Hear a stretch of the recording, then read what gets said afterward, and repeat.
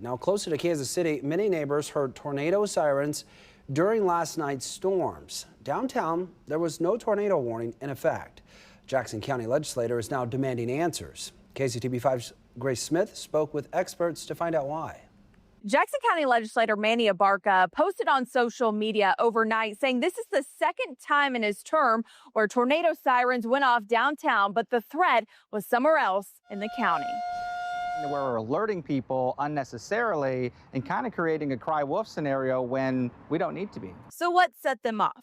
First Warn 5 meteorologist Mike Nico says Thursday night's storm carried a considerable tag, meaning winds up to 70 miles per hour and golf ball-sized hail with a wide footprint. A tornado's a very small path, right? They're not very big.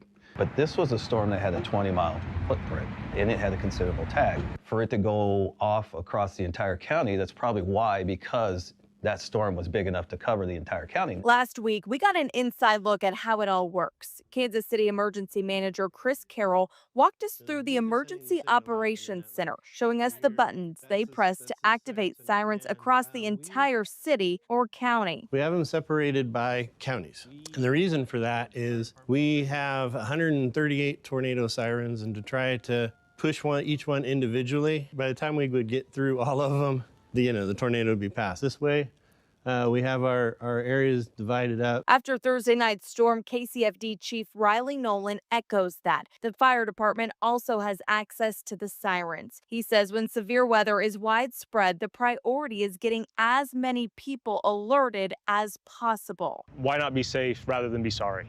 Notify everybody in that area to seek shelter because there is active severe weather in the area. Sirens date back to the Cold War, so by design, they're a broad warning system, mainly to get people inside.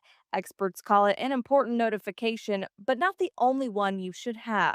When you hear the sirens, we want you to get inside and get that additional information, find out exactly where the tornado is occurring. The siren is a call to action. Have another way to get those messages and those warnings. With more possible storms on the way this weekend, Chief Nolan wants to remind everyone at home when you hear those sirens, go inside and learn more about the storm.